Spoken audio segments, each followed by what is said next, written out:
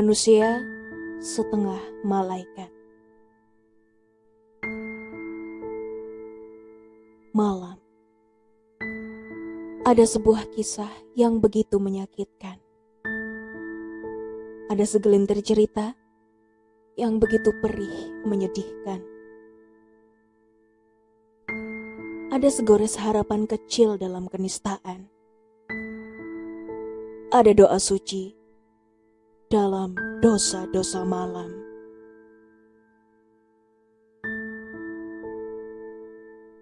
Malam, terpaksa aku mengenal dunia kelam. Larut dalam impian, menyulam permohonan pada Sang Tuhan. Sebuah permohonan yang akan membuatnya tertawa, mengangguk, menggeleng, dan menghela nafas. Sebuah permohonan yang menjadikanku hina di mata semesta.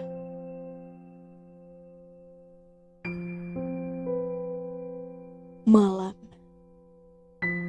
meski petala gelap, aku melihatnya seumpama siang.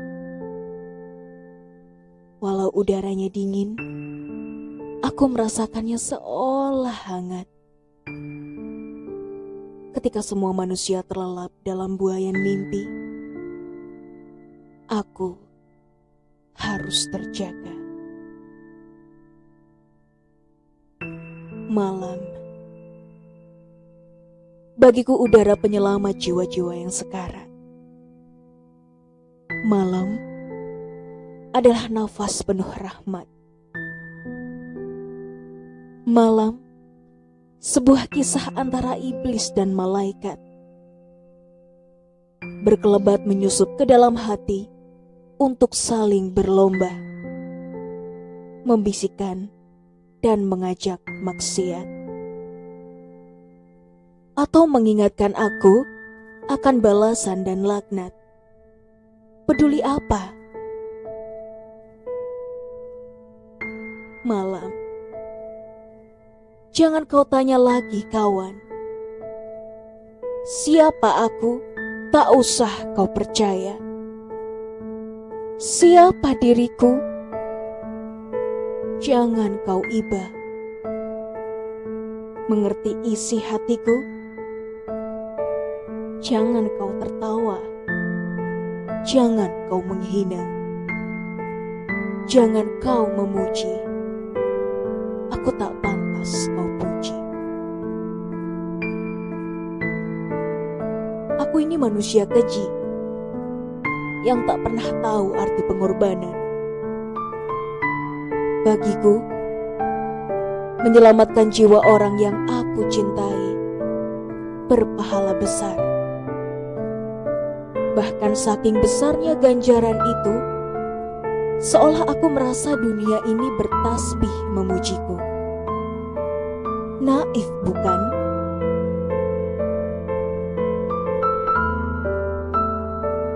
Aku salah, mataku buta, hatiku terkunci, jiwaku mati. Kalau aku tidak keliru, inilah aku, manusia setengah malaikat, manusia setengah makhluk terlaknat. Aku seperti ada di atas mimbar cahaya yang terlaknat, siap menunggu azab. Namun malaikat menangis, memohon doa untukku. Mana yang benar? Hanya Tuhan yang benar. Sekali lagi aku berkata, aku bukan manusia sempurna. Aku bukan laki-laki yang tak berdosa. Aku ini seperti manusia, namun hatiku tak seperti manusia. Aku sendiri tidak tahu aku siapa. Peduli apa?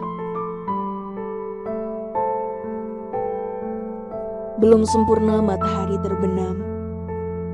Aku harus sudah melangkah menuju suatu tempat. Kulirik kanan dan kiri jalan. Setelah yakin tak ada yang melihat, aku pun masuk ke sebuah gang kecil di ujung kota ini. Menyusuri lorong kumuh dan gelap. Becek.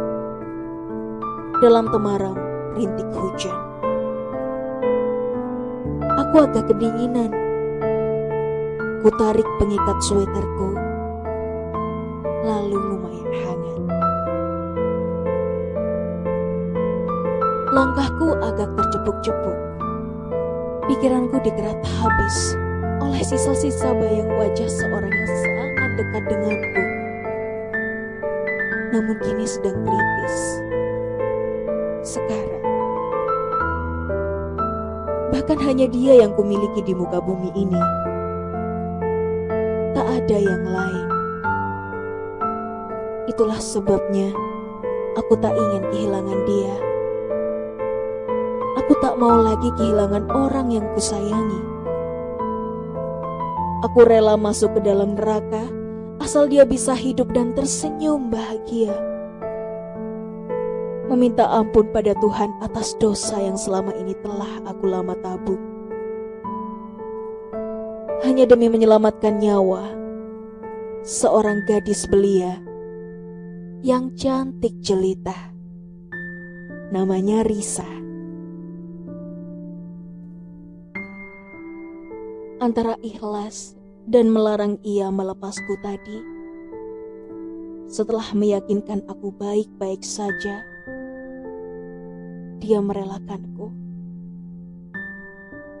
Meski air matanya terus menetes. Meski ucapan tasbih itu ia lontarkan di sela-sela kekhawatirannya. Meski hati kecilnya tidak ingin aku pergi. Tapi nalurinya terus berharap agar aku tetap pergi.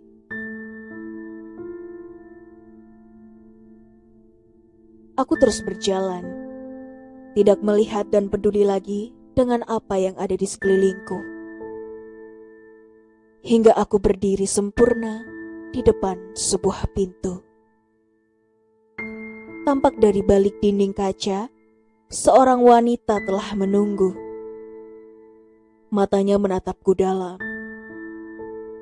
Wanita itu sepertinya telah lama menunggu di sofa berwarna merah. Aku masuk, lalu duduk di dekat wanita itu. Dia dingin. Tatapannya menusuk. "Jam berapa ini?" Wanita berambut bob layer itu menggerutu. Dia paling tidak senang dengan orang yang suka datang terlambat. Namun mengerti akan kondisi dan prospekku untuk bisnisnya, wanita itu akhirnya bersikap lembut. Maaf. Hanya itu sahutku. Tetap duduk termangu. Ada banyak customer yang suka sama kamu. Mereka elit dan glamor semuanya. Seleranya tinggi. Jangan buat mereka sakit hati. Jangan buat aku malu. Fee aku tambah kalau mereka mau kamu lagi besok. Mengerti? Aku mengangguk. Wanita itu memberiku sebuah amplop. Itu uang mukanya. Ingat ya, mereka berani bayar kamu mahal. Itu tandanya kamu berkualitas. Mengerti? Aku pun mengangguk, pelan sekali. Hatiku lirih menangis. Bayangan wajah seorang gadis jelas terlihat di depanku. Gadis itu merintih, menangis, kesakitan. Dia terbaring pada sebuah ranjang. Lingkar matanya gelap, bibirnya kering pucat. dia nyaris sekarat. Air mataku meleleh.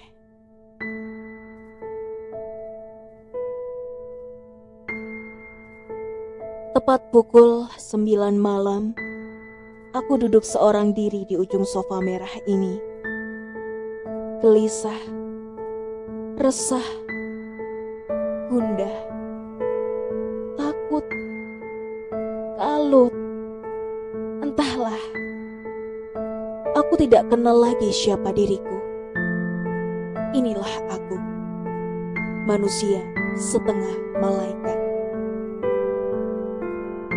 Jika aku tidak keliru, dan aku masih menunggu, entah seperti apa wajah orang yang sedang aku tunggu, tak penting bagiku.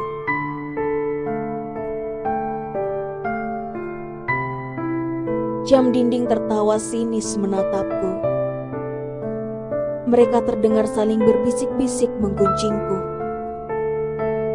Jarum panjang menatap menghina diriku. Jarum yang pendek terus menangis melihatku. Angka 1 menatapku ragu. Angka 2 menatapku sayu.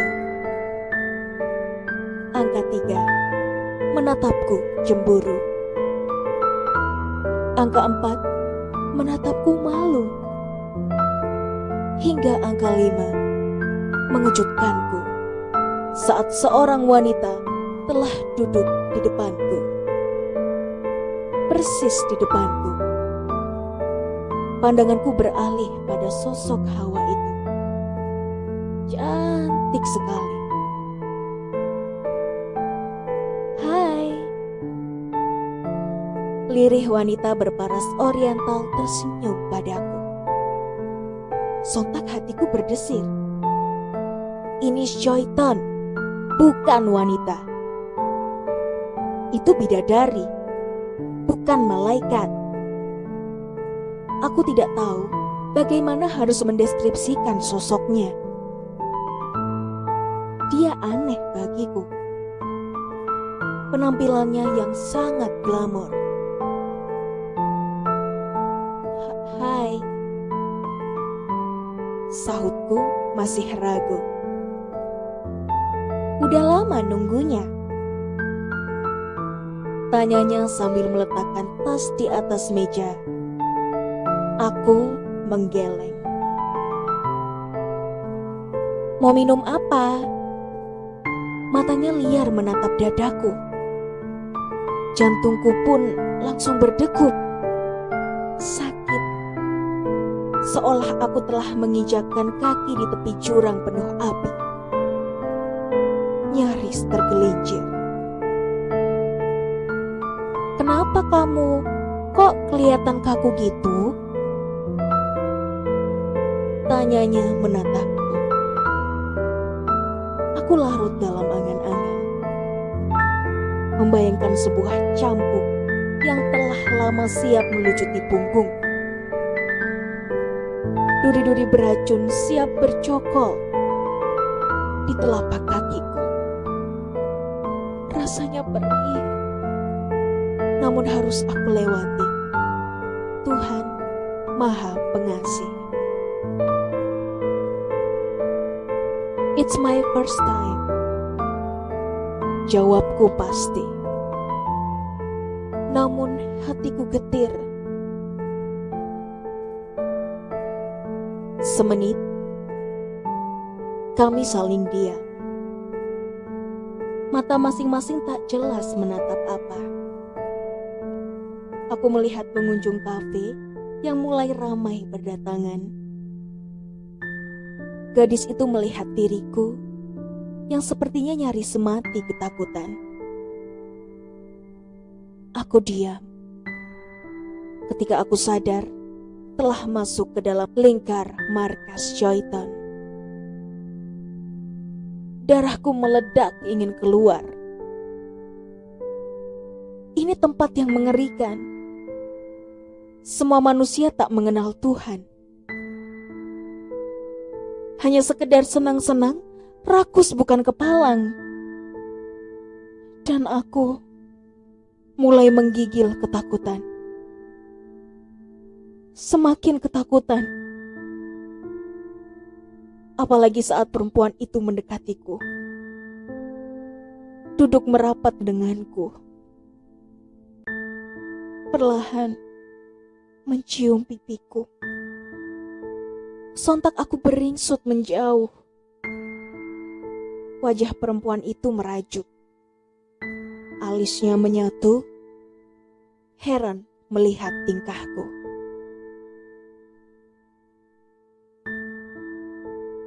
Perlahan ia mendekatiku lagi.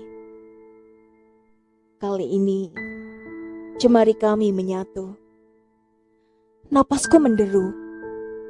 Amarah dan benci menjadi satu. Kedua kalinya dia menciumku.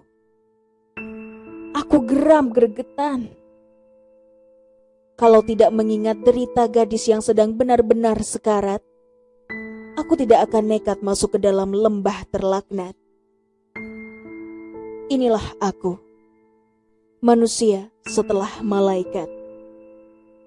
Kalau aku tidak keliru.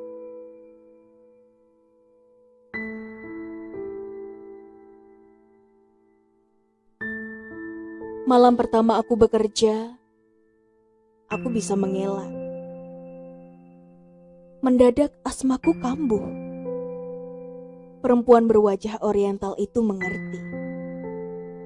Bahkan dia sangat mengerti. Memberiku fee tambahan untuk biaya berobatku tanpa kami harus melakukan penambat nafsu itu. Aku berterima kasih kepadanya. Besok, dia mau aku lagi. Hanya bertemu. Jawabanku hanya insya Allah. Itu pun jika Tuhan menghendaki. Perempuan berwajah oriental itu tidak lagi menciumku. 500 tahun hukuman dalam neraka jika ia nekat menebar syahwat menciumku. Gadis itu pulang sambil menangis. Aku bertasbih.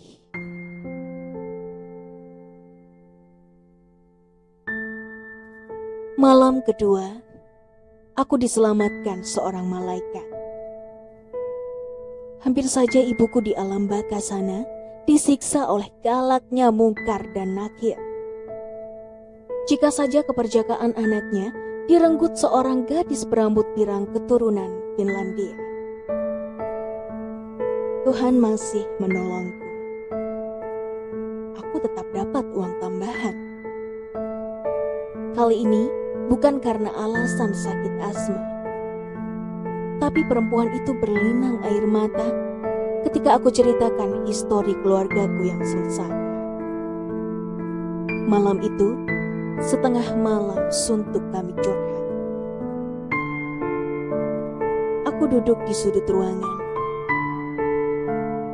Gadis itu aku minta tetap tenang di atas ranjang. Aku menjaga pandangan agar tak ada kemaksiatan.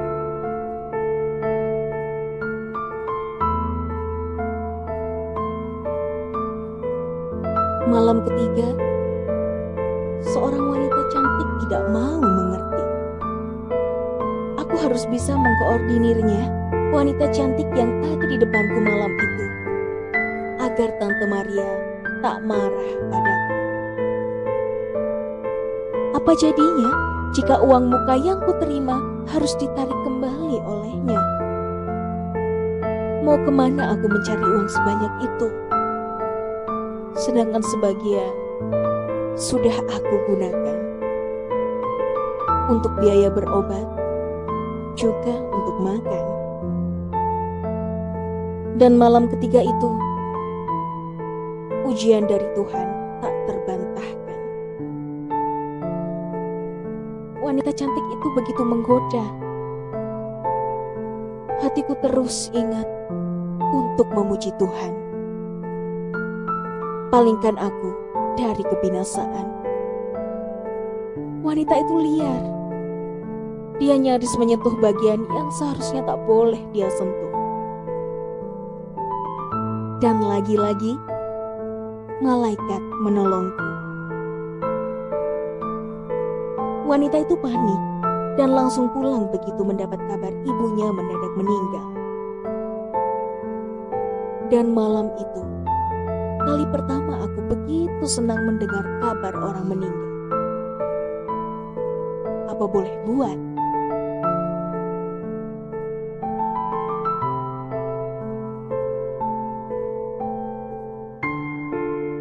Malam keempat, aku tidak bisa bernafas.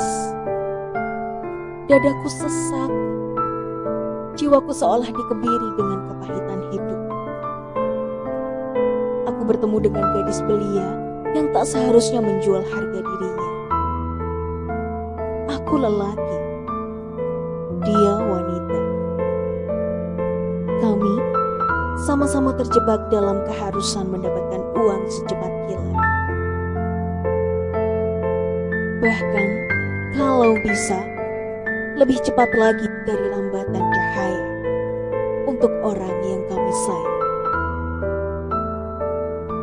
Aku butuh uang untuk adikku. Dia butuh uang untuk ayahnya. Malam itu, separuh uang yang aku terima, aku hibahkan untuknya. Aku menangis. Dia menangis. Kami sama-sama bertasbih memuji Tuhan.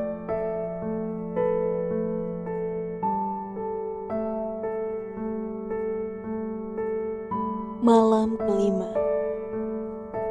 aku harus menambah malam lagi karena uangku masih kurang. Tidak apa-apa. Semoga masih banyak wanita berhati malaikat yang sudi memberiku uang secara ikhlas tanpa harus saling melepas nikmat. Nikmat yang terlaknat, yang membuatku menggigil, yang membuat otakku penat, yang membuatku nyaris mati dalam umpatan 1000 ikan di samudra. Dan lagi-lagi, aku selamat.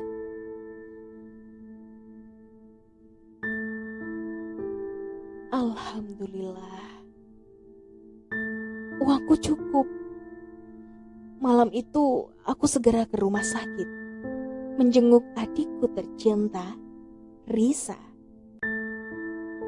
Dia menyambutku, menanyakan kabarku, menanyakan tempat kerjaku yang ia tahu aku adalah seorang barista. Seandainya ia tahu aku bukan seorang barista,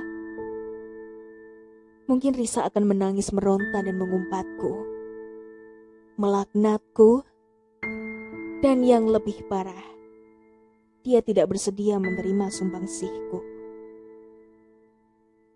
Aku tidak mau dia tahu. Biarlah derita ini menjadi rahasiaku. Rahasia malaikat yang ada di kanan dan kiri pundakku. Dan tentu rahasia Allah juga.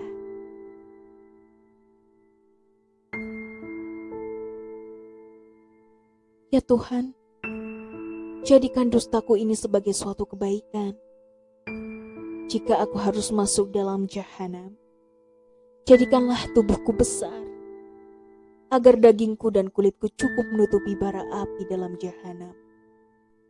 Agar tak ada lagi manusia yang tersiksa nantinya. Biar aku saja yang tersiksa, karena sejak kecil batinku sudah terbiasa. Aku ikhlas, aku rela, aku puas.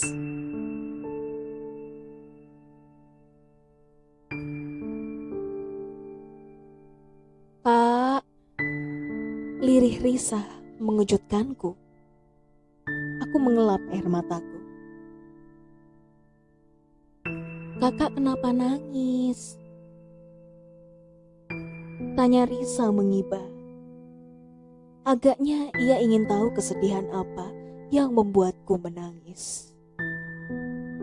Aku diam, menahan sisa kesedihan. Kak, lirih Risa ketiga kalinya. Ia nyaris beranjak. Aku mencegah. Risa belum sembuh. Jangan banyak bergerak. Kamu makan dulu ya. Habis itu minum obat. Kataku tersenyum sambil membantunya rebahan. Risa mengangguk. Kakak, kalau Risa sudah sembuh, kakak mau belikan Risa apa? Satu suapan belum membuat mulutnya diam. Dia memang nyinyir, tapi itu membuatku terhibur. Risa maunya kakak belikan apa? Kataku basa-basi.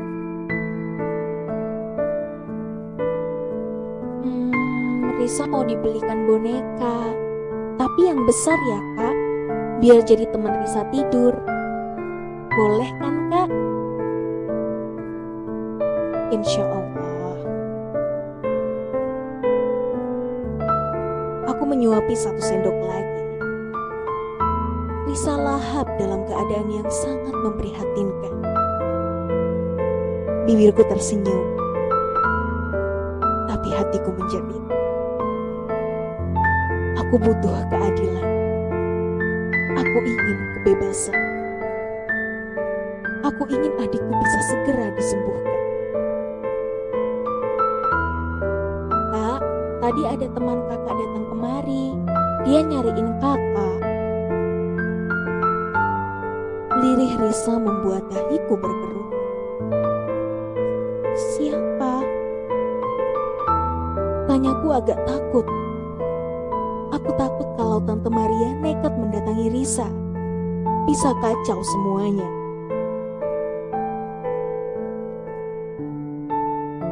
Kalau nggak salah, teman kuliah kakak, namanya Kak Nadia.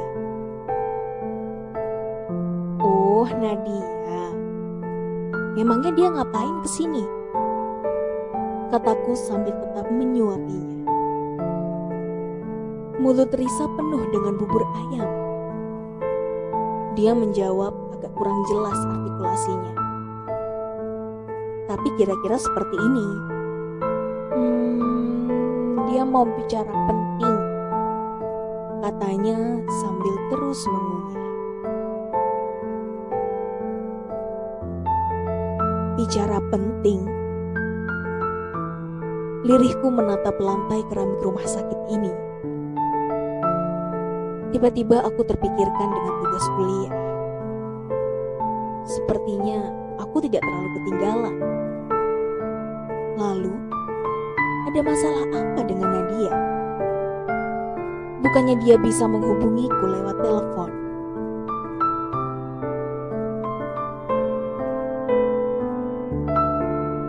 Di kampus, Nadia membisu. Sikapnya tak bersahabat. Gelagat itu jelas sekali menunjukkan bahwa dia sedang marah kepadaku. Aku biarkan hingga dengan sendirinya ia sudi berbicara. Malam itu, saat acara pentas seni di kampus, aku meminta Nadia berkata jujur. Salahku apa padanya? Dia tak berdalih. Bibirnya lengket penuh dengan perekat. Telinganya disumbat rapat-rapat.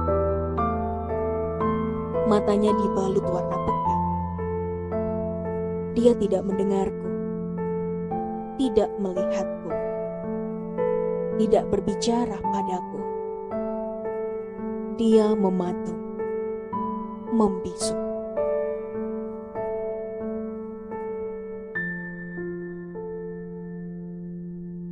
Hingga akhir semester, dia mau membuka hatinya. Dia memakiku dalam sunyinya malam.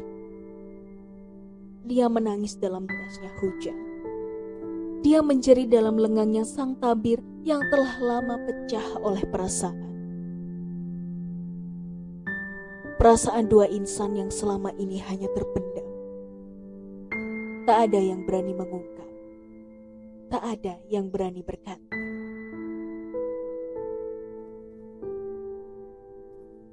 Kalau kau butuh uang, bicara Fahri, bicara. Nadia menjerit. Ia berteriak seakan sesalnya begitu dalam.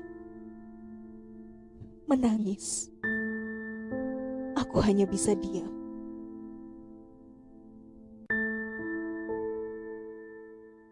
Kau tahu aku mencintaimu. Aku tahu kau mencintaiku. Meski kita saling diam, tapi perasaan ini tidak bisa dibungkam. Kau mengerti kan? Nadia semakin menangis. Aku masih diam. Kami basah dalam derasnya hujan. Di tengah sebuah jalan yang sepi tak bertuan.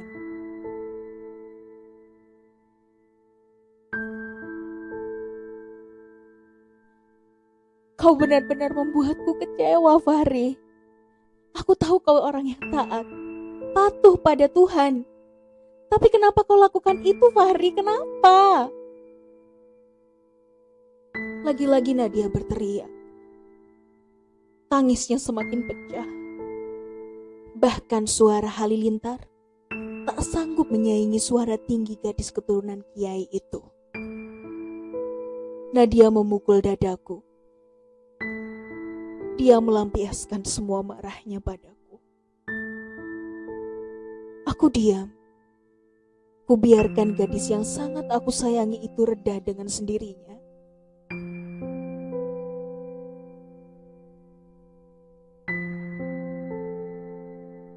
Maafkan aku, Nadia. Aku bukan laki-laki yang pantas untukmu. Aku lajang, sedangkan engkau orang terpandang. Mungkin aku memang hadir di muka bumi ini bukan untuk jadi teman hidupmu. Kita tidak berjodoh. Aku kira ada laki-laki lain yang jauh lebih terhormat, yang lebih cocok untukmu. Dan itu bukan aku. Lirihku lalu pergi meninggalkannya. Nadia sesenggukan. Aku menangis dalam langkah gontai ini. Menyusuri rintik hujan yang semakin terasa sakit. Menjahit kulitku.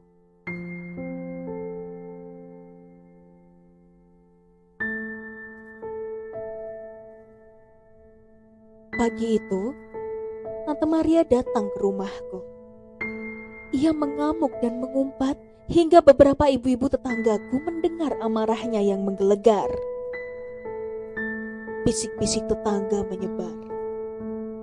Begitu mereka tahu, aku adalah salah satu laki-laki yang bekerja pada seorang germo.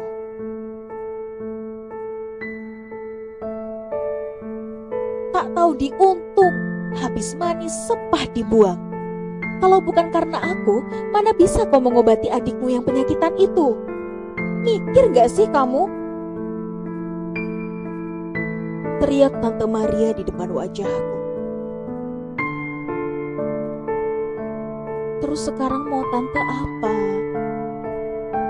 Kataku lirih.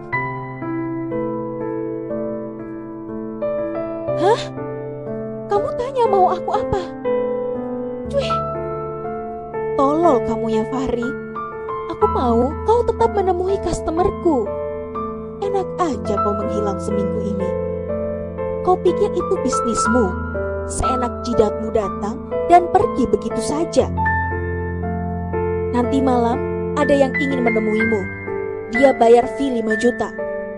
Kamu harus datang. Kelakar Tante Maria sambil berlalu. Tapi Tante, saya nggak bisa.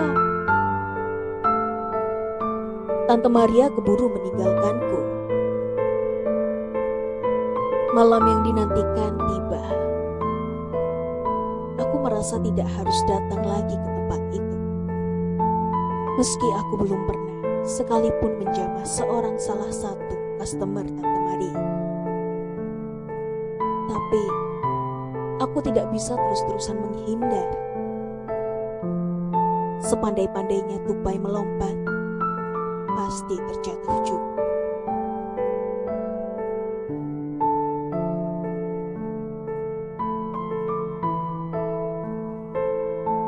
Aku dan adikku terus melaju, ditemani angin malam yang menyayat, ditemani embun malam yang menyengat, ditemani cahaya temaram dalam kelam malam mengejar waktu. Malam, kau sangat kental denganku. Kau adalah hidupku, kau penyelamatku. Kau tersenyum misteri padaku. Malam, katakan pada Tuhan, bisikan padanya, kalau aku sangat mencintainya. Malam, aku mencintaimu juga.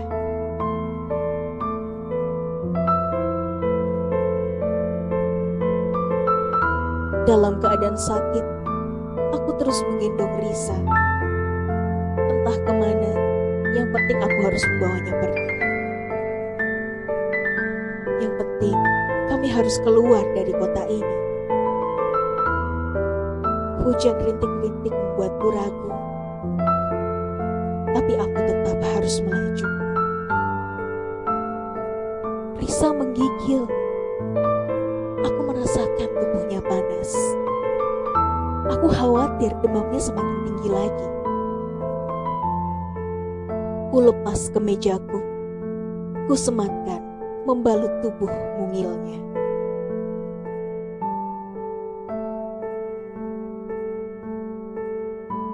Sudah belasan kilometer aku berjalan, tapi tetap tanpa tujuan. Aku membuat Risa hangat dengan mengajaknya berbincang sekenanya. Semoga dia baik-baik saja. Aku ingin mencari klinik terdekat. Aku harus membawanya berobat. Kak, kita mau kemana? Lirih Risa gemetar. Tanpa terasa, air mataku meleleh. Aku diam. Kak, Risa takut. Lirihnya lagi.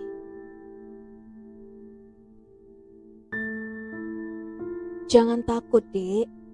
Kakak kan ada di dekatmu. Kamu harus kuat ya. Kita akan pergi ke tempat yang jauh. Aku berlari-lari kecil mencari pertolongan. Hujan turun merintik-rintik. Semakin keras. Kak, kenapa kakak menangis? Tanya Risa dengan tubuh yang semakin terasa getarannya. Dia sangat kedinginan. Aku semakin kuat menggendongnya. Kakak gak nangis kok. Sekarang kan hujan. Jadi kakak seperti menangis ya. Risa menyandarkan kepalanya di punggungku. Aku terus menangis.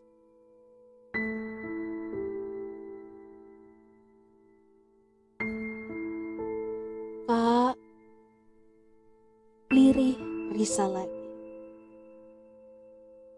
Iya, Dek. Ada apa? Aku mengelap air mataku. Risa sayang sekali sama Kak Fahri. Kakak jangan pernah tinggalin Risa lagi ya. Nanti Risa gak punya teman. Nanti gak ada yang ceritain Risa dongeng lagi. Gak ada yang belikan Risa es krim lagi. gak ada yang kasih Risa boneka lagi. Kakak janji ya, jangan pernah tinggalin Risa lagi.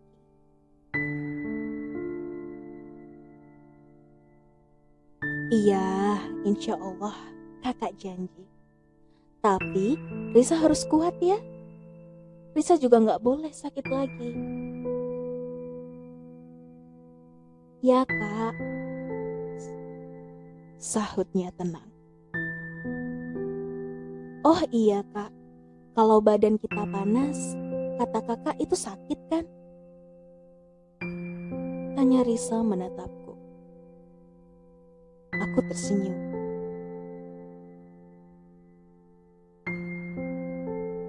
Iya dek, itu tandanya kita sakit. Sahutku datar. Berarti sekarang Kak Fahri sakit. Badan kakak panas. Lirih Risa setengah berbisik. Ah, kakak gak sakit kok. Kakak kan cowok. Kalau jadi cowok, gak boleh sakit. Tapi badan kakak panas. Aku diam. Besok kalau Risa udah besar, Risa mau jadi dokter. Kalau Kak Fahri sakit, nanti Risa yang obati. Kakak gak usah bayar. Oh Tuhan, tenggorokanku seakan tersedak. Sakit sekali. Aku hanya mengangguk, menanggapi celoteh. Tak sanggup lagi aku berkata-kata. Tubuh Risa semakin terasa panasnya. Demikian pula denganku. Semakin cepat aku berjalan, semakin terasa nyeri di setiap sendi tulangku. Badanku gemetar, kaku, perutku perih, kepalaku pusing, aku limbu.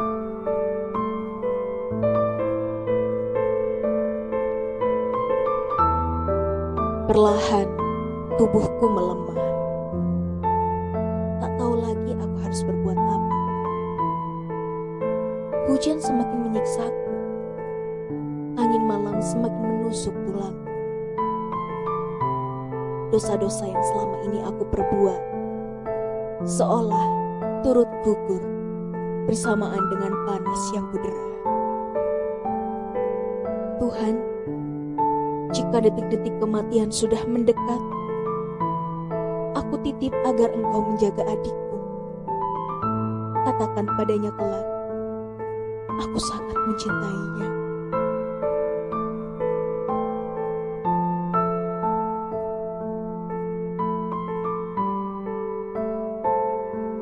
Di tepi sebuah trotoar, seorang gadis kecil duduk terpaku menatap tubuh seorang lelaki yang telah terbujur kaku. Lelaki itu tersenyum, meski wajahnya tak lagi merah. Wajah tampannya membiaskan rona berseri, meski matanya terpejam. Gadis itu terus menangis. Dia menyadari kakaknya telah mati. Dia menangis bukan karena hidupnya akan sengsara nanti, melainkan ia telah kehilangan orang-orang yang telah dicintainya selama ini. Gadis itu juga menangis karena cita-citanya membalas budi belum tercapai. Dia sangat sayang pada kakaknya. Sayang sekali. Dulu, saat dia sakit, kakaknya itu adalah satu-satunya orang yang setiap waktu hadir menemaninya. Menyuapinya makan, teliti mengecek label obat. Hingga kakaknya tidak kuliah hanya demi menungguinya di rumah sakit. Tidak bekerja hanya untuk menjaganya. Gadis itu menangis terisak-isak. Malam masih sepi. Tak ada manusia yang melintas. Hanya hujan yang menetes. Langit pun menangis.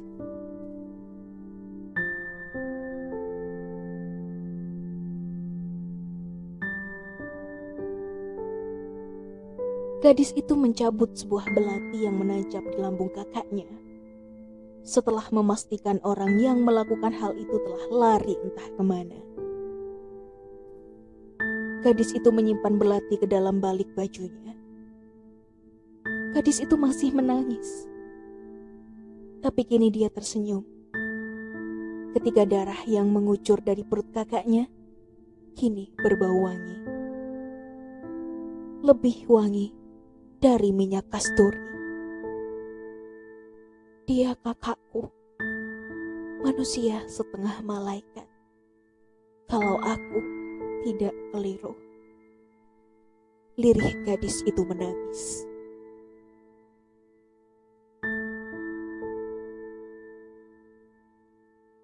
Hujan itu turun semakin deras. Gadis itu mendekap erat tubuh kaku kakaknya tercinta. Menunggu matahari tersenyum menyambut pagi. Gadis itu tetap mendekap. Dia bernyanyi seperti nyanyian yang dulu kakaknya sering nyanyikan. Dia berdoa seperti dulu kakaknya berdoa. Gadis itu menatap langit perlahan. Titik-titik hujan deras terasa menimpa wajahnya yang bersih. Wajah gadis itu bias. Dia diam terpaku. Tetap mendekap kakaknya yang telah kaku. Kalau dia tidak keliru. Malam adalah sebuah kisah yang begitu menyakitkan. Ada segelintir cerita yang begitu perih menyedihkan. Ada segores harapan kecil dalam kenistaan. Ada doa suci dalam dosa-dosa malam. Malam, kau begitu temaram.